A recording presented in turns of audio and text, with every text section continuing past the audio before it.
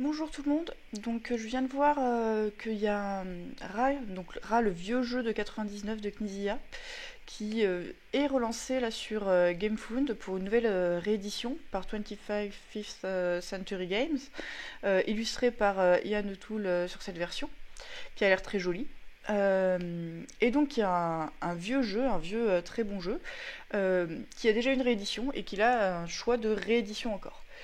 Alors moi déjà, première chose, il y a un côté que je trouve un peu gênant dans le fait de passer par du financement participatif quand on a des très gros noms sur des jeux qu'en plus on réédite, où on connaît le public, avec un grand nom qu'on appelle comme illustrateur. S'il y a les moyens de faire tout ça, je vois pas trop la légitimité à passer par du financement participatif pour faire des choses déjà qui nécessitent déjà une certaine assise. Après, l'éditeur, moi je le connais assez peu, ça a l'air quand même d'être un petit éditeur. Ils ont fait, donc c'est 25th Century Game, je sais pas le prononcer, je suis désolée. Ils ont fait Three Sisters, qui est un espèce de gros roll and write, avec un peu façon Mur d'Adrien, je crois que c'est le seul de leur jeu auquel j'ai joué, sinon vers ça je les connais pas trop. Ra, moi je le connais plutôt sur cette version, donc la version de 99, qui ressemblait donc à ça sur le plateau. Donc ça c'est une image que j'ai prise sur BGG, où on va collectionner des tuiles et faire des enchères. Donc Rack, qu'est-ce que c'est?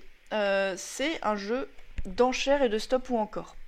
Donc c'est un très très bon jeu dans sa catégorie, je trouve. Un jeu qui reste assez original, qui est malin, qui est assez rapide et qui est surédité a priori dans cette édition ou dans la précédente. Donc, le principe de base c'est qu'il y a une espèce d'enchère à valeur fixe. Chaque manche, on a chacun 3 jetons qui vont nous permettre d'enchérir 3 valeurs assez variées. Et quand on prend un lot de tuiles, on récupère avec une tuile un jeton d'enchère associé qui arrive face cachée, et ça va nous donner les 3 tuiles d'enchère pour la phase suivante. Donc on enchérit aussi pour récupérer ce qui va nous permettre d'enchérir pour la phase d'après. Il y a un petit côté Nidavellir. Nidavellir s'inspire de Rage, je dirais. Donc pour ça, comment ça va se passer? À chaque tour, on va jouer chacun notre tour, et à notre tour, on a un choix. Soit on déclenche l'enchère pour le lot courant. Dans ce cas, le joueur qui mène lance une action et les autres ont le droit de surenchérir. Si personne ne surenchérit, il la prend. Peut-être qu'il surenchérit à la fin, j'ai un doute. Soit on va rajouter une tuile de la pioche qu'on tire au hasard, je sais pas où est la pioche sur cette image, mais voilà, sur le display de tuiles disponibles. Ça peut potentiellement déclencher une enchère immédiatement si on tire une tuile rat comme ça qui fait avancer le truc. Et une fois que ça déclenche une enchère, donc quand on fait une enchère, on récupère tout le lot, où il y a des trucs plus ou moins bénéfiques et qui vont plus ou moins correspondre à nos collections. Sachant qu'on ne peut gagner que 3 enchères par manche et qu'il va se passer différentes choses. Voilà, le principe est vraiment tout simple, c'est très malin. Euh, je me souviens plus bien des décomptes de points, mais il y a différentes catégories qui ont l'air d'être rangées autour du plateau comme ça, qui font des points donc soit à chaque fin de manche, soit en fin de partie, sur des majorités, sur ce qu'on peut faire avec. Il y a des tuiles dieu qui permettent de récupérer une tuile directement du milieu. Et il y a vraiment le... Donc voilà, donc c'est... Sur les décomptes de points, c'est relativement classique.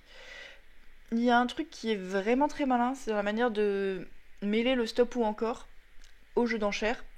Parce que à un moment on a un lot qui est peut-être pas assez bon pour nous, qu'on a peut-être pas envie de récupérer, mais qui risque de devenir trop bien pour le suivant. Est-ce qu'on a envie de rajouter quelque chose, sachant qu'on sait pas ce que le suivant va mettre aux enchères ou pas, en fonction de qui a quelle valeur d'enchère disponible à quel instant, parce que ça c'est tout visible et c'est vachement important. Donc il est bien subtil là-dessus, bien malin, ça c'est chouette. Voilà en très bref pour Ra, c'était surtout pour parce que j'ai vu passer un peu nulle part le fait qu'il était en financement participatif là.